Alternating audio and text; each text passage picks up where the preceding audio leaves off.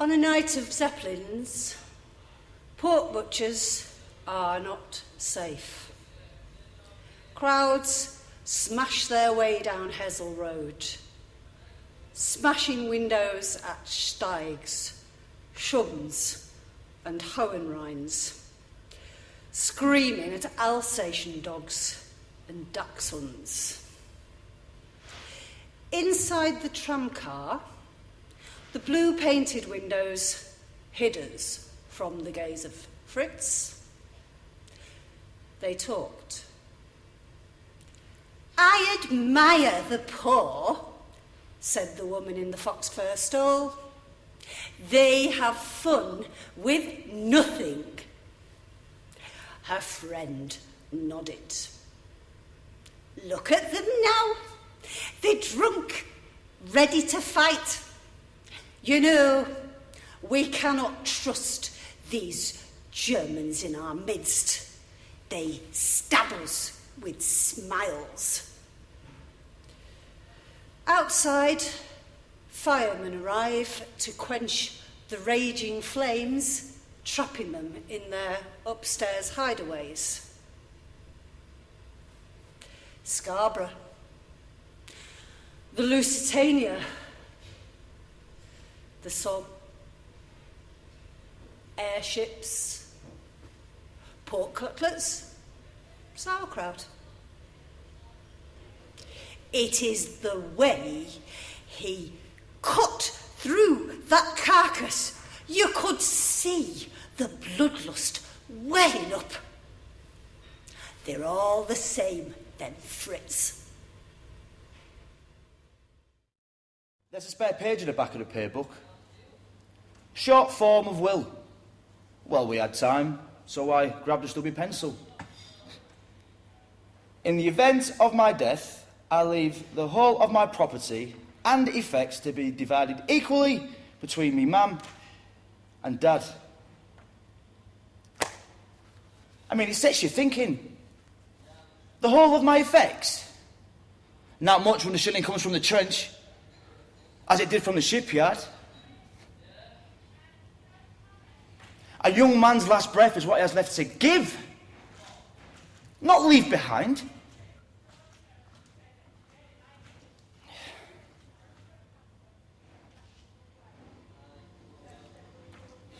Oh, come on, Jack. Give us a 10 before we go over. Come on.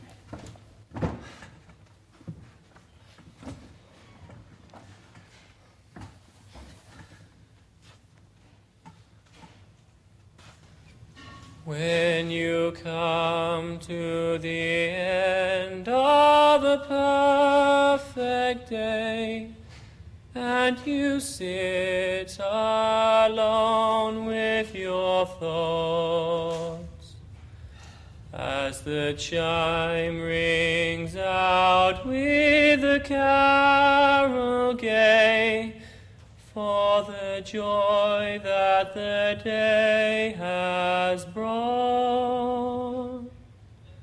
Do you think what the end of a perfect day can mean to a tired heart? As the sun goes down with a flaming ray, and a dear friend has to part. Well, this is the end of a perfect day, near the end of a journey too. And it leaves a thought that is big and strong, with a wish that is kind and true. For memory has painted this perfect day in colors that never fade, and and you'll find at the end of a perfect day the soul of a friend you've made. Come on, lads, on the top, come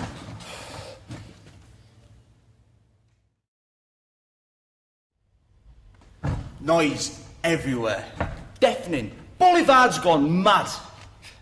Then, Jack, running at the line, dodging, weaving. 52 tries that last season, 1913 to 14. See, that's Jack. Running straight at him, head back, knees up, gone! Except, this was Oppy Wood. A dark place. Machine guns flashing, taking out the pals. You see, that's what set him off. Jack, running hard, handgun, grenade, sidestep, silhouetted by flares. Machine guns flashing. Mad Jack's dash, BAM! Gone. And then, silence. Time, still.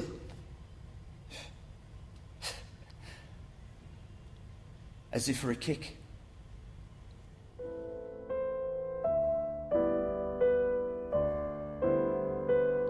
News, Sharp Street, 1917. Here, a photo of brothers boxing at fish trades. Then the war. Louis missing at sea, Frankie away at Oppy Wood. Minna, their mother, stitching family signatures into a tablecloth. Seasons turning slower. Jack lands back on leave, takes a milk train north. Bus ride like a bursting lung. Jack runs upstairs. Guess who's home, he yells. Frankie, pet. Frankie, cried Mam. Only me, said Jack. They put up the plaque to list the dead, fallen heroes. Then, after the Somme, too many wiped out, all down Sharp Street, curtains drawn as pals dropped. Another line. I open the letter